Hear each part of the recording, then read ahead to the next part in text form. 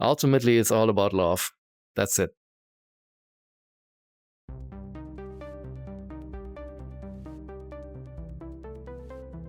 We were actually on a call with Tim Miller, and Tim Miller didn't like it. You could tell like he did not. We thought it was awesome. Initially, it was a pitch for the first season of Love, Death and Robots.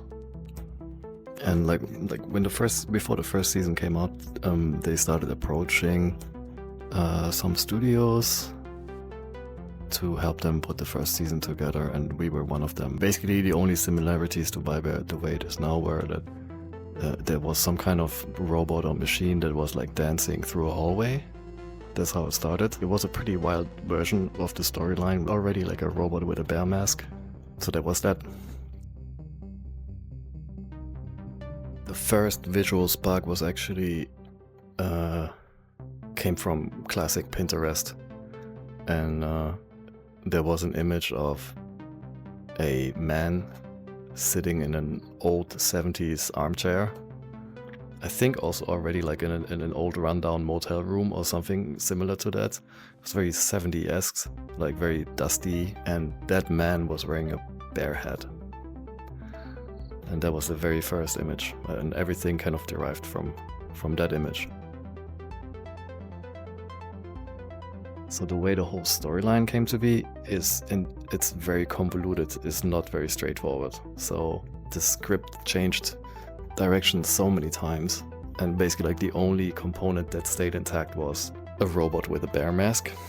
Like this film, it was like in production hell for the script development for a long time. I remember like there was this one breakthrough moment. It is just about a bunch of friends and one of them wants to move on, and that was like the final thing that gave it the motivation like to follow through with everything else afterwards. So back in the days, I was also I realized this also later on, but obviously this short film is not just a gift to other people, like it is also it has a very personal component to it. So I guess back then I was kind of on the brink of leaving my director's collective behind and moving on. So I guess that was in there, like, although like I didn't do it like consciously, it was more like subconsciously. Like a mixture of a fever dream and a huge homage to David Lynch. And the party scene should feel like a fever dream. So that's why it's completely in slow motion. There's lots of colors going on. The second section is what I call like the red room or the red phase. So that is the homage to David Lynch, obviously. The lobby, the fish, its interior design, the curtain, and sudden changes in color, right? So the colorscape changes from like a mild red to like a super hot red at some point. So it's like very there's a lot of components from like theater lighting. And the third one is the bathroom, and the bathroom is the reality check.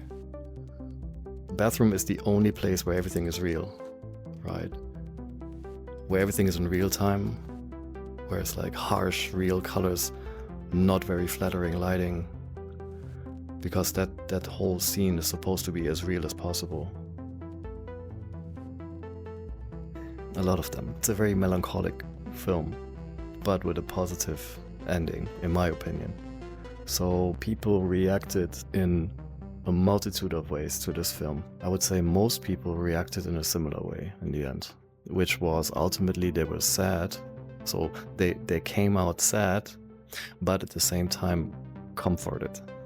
There was like something comforting about the end, right? And obviously, like when I make films, like I try to always like write emotional waves, like combining music with the imagery. Also, like this film as well, like it doesn't really have any dialogue, right?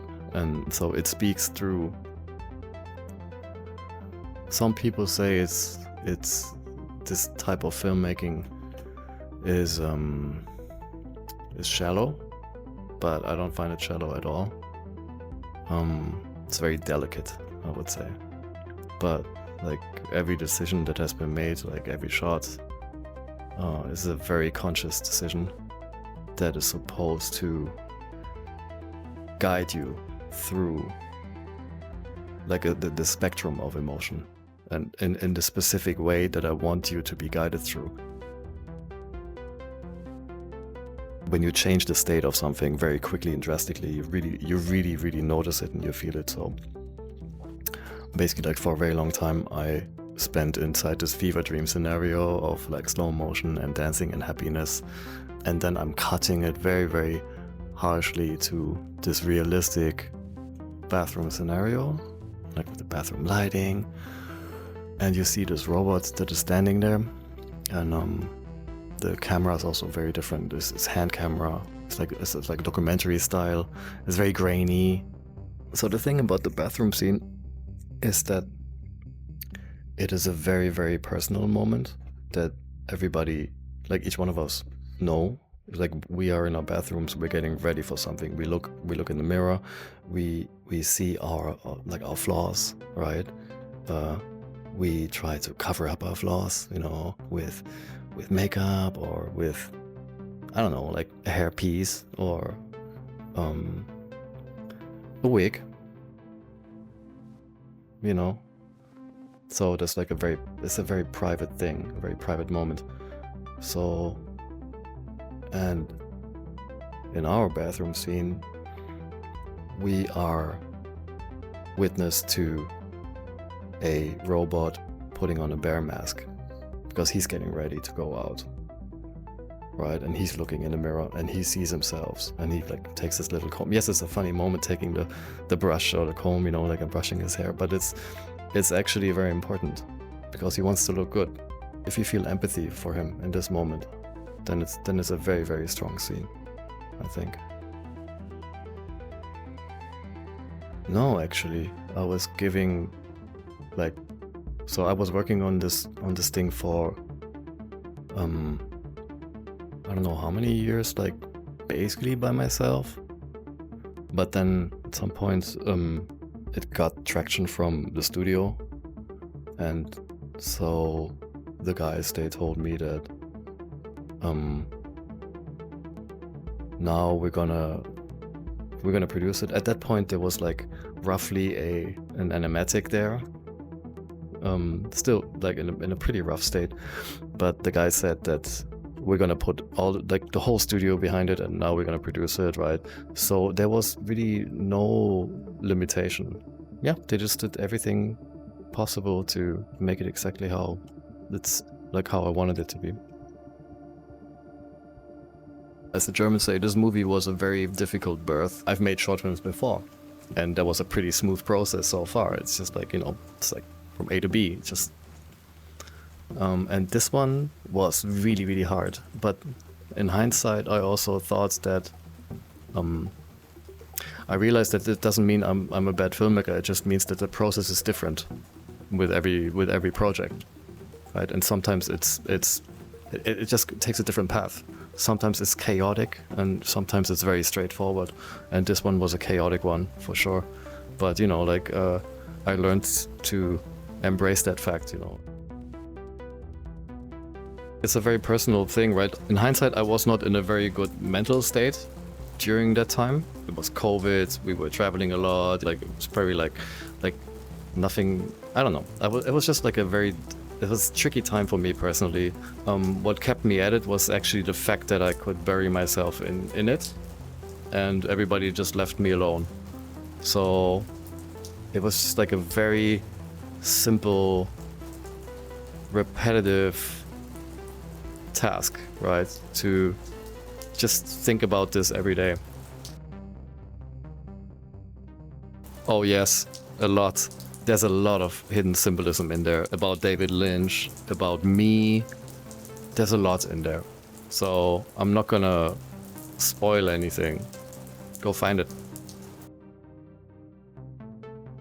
It doesn't have to be necessarily robots, right? But it's this thing about like the philosophy of just like thinking about nature, man. us in it and technology in it. Honestly, I ask myself always like why I always land on this stuff.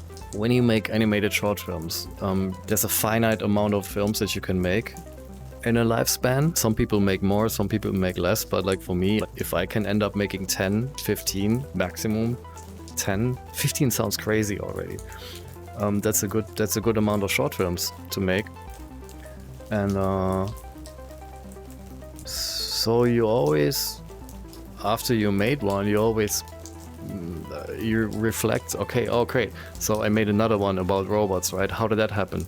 I didn't want to, but somehow it ended up being another film about robots again, or like that kind of topic.